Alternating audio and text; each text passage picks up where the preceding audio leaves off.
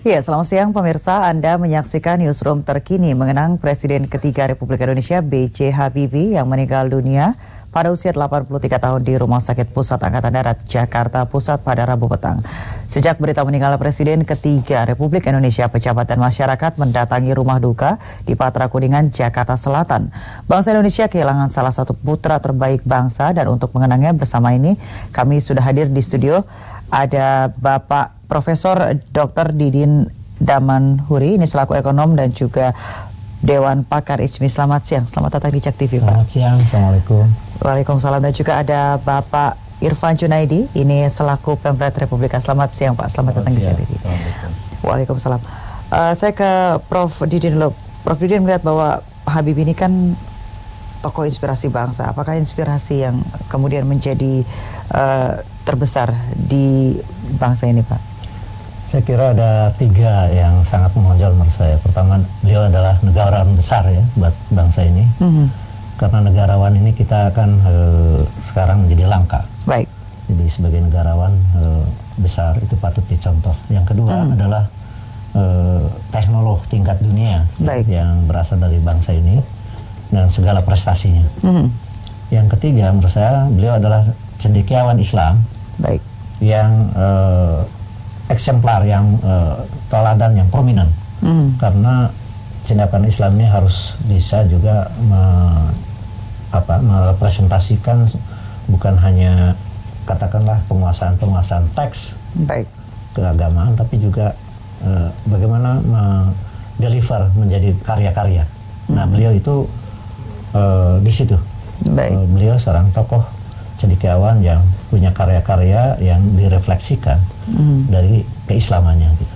Baik, sangat menginspirasi begitu. Namun sebelumnya kami sudah tersambung ini dengan rekan Lydia Simangunsong yang berada di lokasi rumah duka, yang berada di rumah duka begitu. Silakan Lydia dengan laporan Anda.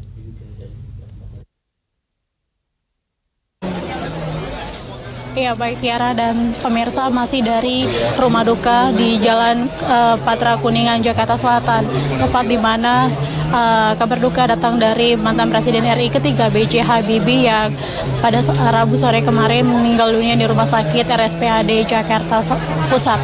Dan rencananya nanti jenazah Presiden RI ketiga B.J. Habibie akan dimakamkan siang nanti di Taman Makam Pahlawan Kalibata. Dan saat ini situasi di rumah duka jelang beberapa jam sebelum prosesi pemakaman siang nanti, tampak sejak pagi hingga saat ini rumah duka masih ramai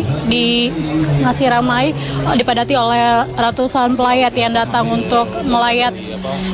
Pelayat ini datang dari berbagai kalangan masyarakat, tokoh, pejabat yang terus masih berdatangan ke rumah duka untuk melayat dan juga memberikan penghormatan terakhir kepada almarhum Presiden RI ketiga B.J. Habibie. Pagi tadi sebelumnya tampak Gubernur DKI Jakarta Anies Baswedan juga ini datang melayat ke rumah duka. Kemudian juga selain Gubernur DKI Jakarta Anies Baswedan, mantan Gubernur DKI Jakarta juga Basuki Cahayapurnama juga tadi pagi datang melayat ke rumah duka di Jalan Patra Kuningan, Jakarta Selatan. Dan selain itu juga beberapa menteri juga tadi tampak datang melayat, seperti tadi Menteri Perhubungan Budi Karya Sumadi yang juga datang melayat ke rumah duka. Kemudian juga bisa Anda lihat di layar kaca Anda, Tiara dan juga pemirsa, bahwa sampai saat ini rumah duka masih terus dipadati oleh para pelayat yang ingin datang memberikan penghormatan terakhir kepada almarhum B.J. Habibie. Dan tadi pagi sekitar pukul 9 pagi sebelumnya Presiden RI Joko Widodo juga sudah datang takziah ke rumah duka ini.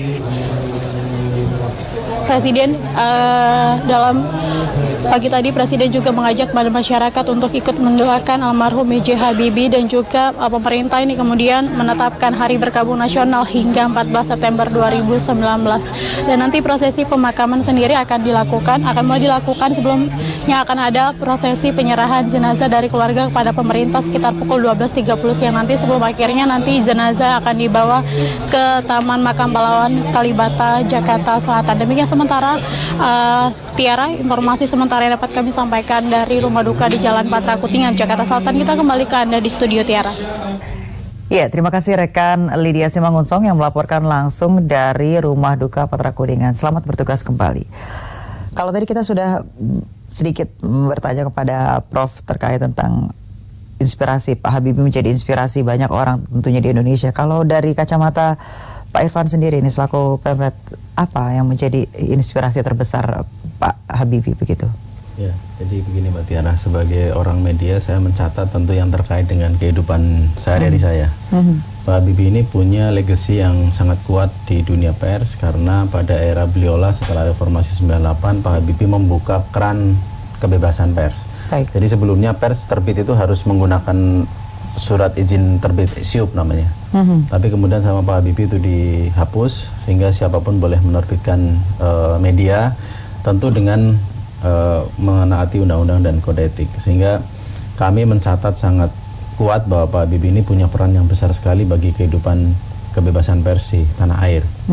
Nah, kemudian yang kedua sebagai personal, Pak Habibie ini sosok yang sangat ramah, kemudian juga cintanya terhadap keluarga itu luar biasa sampai kemudian difilmkan. Dan jarang sekali ada tokoh yang kehidupan suami istrinya itu sampai diabadikan gitu untuk bisa diteladani oleh banyak orang.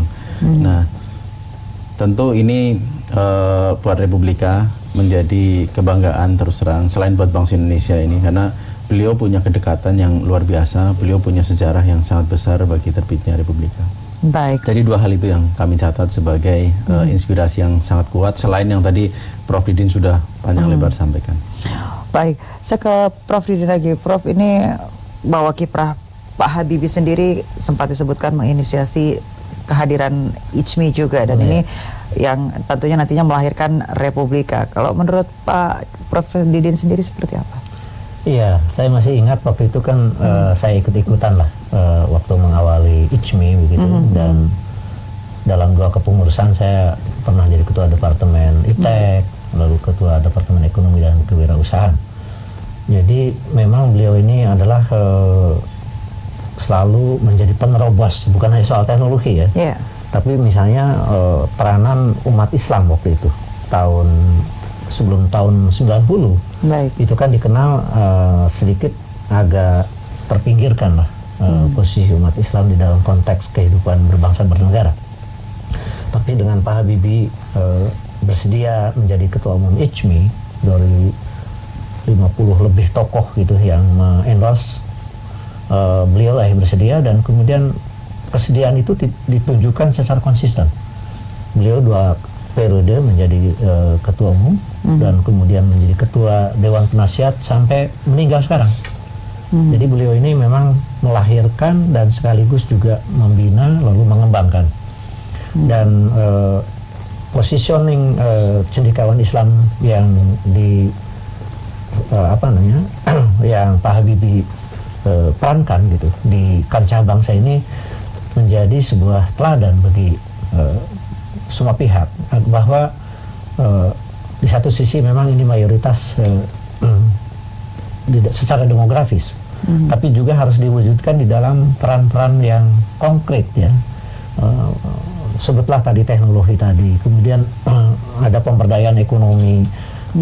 Waktu beliau jadi presiden itu kan Menteri Koperasinya Adi Sasono, dan itu ada gelontoran fiskal progresif untuk pedesaan dan UMKM, sehingga itu analog dengan taksonomik ya di Thailand yang terkenal juga. Jadi beliau ini adalah juga, saya sebagai ekonom mengakui punya pandangan yang out of the box. Ya, di dalam memesan dan melaksanakan kebijakan, dan itu berhasil.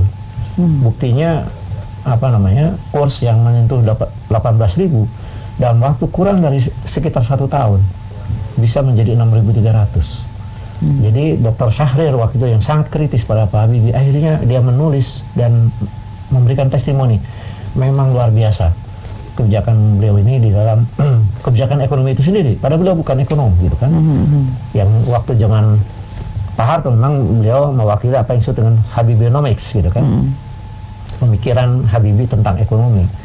Jadi memang saya ekonom juga mengagumi sekali bagaimana beliau membuat kebijakan ekonomi yang menurut konstitusi itu adalah untuk memakmurkan rakyat sebesar-besarnya, bukan memakmurkan orang per orang atau para pemilik modal gitu kan. Dan ini harus menjadi inspirasi kebijakan ekonomi yang ke depan, karena Indonesia sebagian besar ini ada di UMKM pelaku usahanya. Bukan berarti yang besar tidak penting, tapi harus ada kerjasama yang sinergik antara UMKM dengan besar ini sehingga konstruksi ekonomi Indonesia menjadi kokoh gitu. Baik, Pak Irfan sendiri melihatnya seperti apa nih, bahwa kemudian melahirkan Republika begitu, dari IJMI inisiasinya kemudian lahirlah Republika begitu. Ya. Jadi ini mungkin warisan intelektual yang harus kami jaga dari Pak Habibie, karena inisiasi beliau untuk melahirkan Republika itu besar sekali. Memang diawali dari berdirinya IJMI tahun 90-an. Kemudian pada masa itu muncullah pemikiran bagaimana caranya bisa menghadirkan media yang bisa menjadi kanal buat aspirasi umat Islam sebagai warga mayoritas di Indonesia. Nah, kemudian tercetuslah untuk membuat waktu itu ya koran yang melayani komunitas Muslim. Namanya sempat dicari macam-macam. Kemudian mengerucut pada satu nama, namanya Republik. Nah, kemudian Pak Habibie bersama beberapa teman Republika datang ke Pak Harto untuk mengajukan nama itu. Nah, kemudian Pak Harto sambil tersenyum ceritanya mengatakan bagaimana kalau namanya Republika saja, dikasih A di belakangnya. Nah, kemudian udah nama itu diterima, dan per 4 Januari tahun 93 kami mulai terbit. Tentu sebelumnya sudah ada simulasi-simulasi, dan simulasinya itu juga sempat diserahkan ke Cendana juga untuk dilihat, direview dan seterusnya. Tapi yang terpenting adalah selain melahirkan Republika, Pak Habibie juga melahirkan Bank Muamalat waktu itu sebagai bank syariah murni pertama di Indonesia.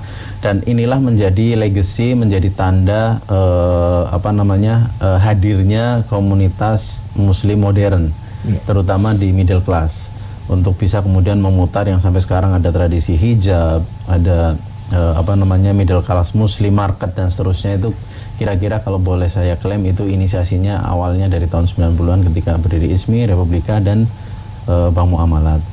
Nah, hal baik yang kemudian diajarkan kepada kami di Republika adalah tentang jurnalis yang tidak hanya istilahnya ngomong aja, membuat berita saja, tapi Anda juga mesti harus ada action, Anda juga mesti harus ada peran untuk memberikan kontribusi kepada masyarakat supaya berkembang lebih maju.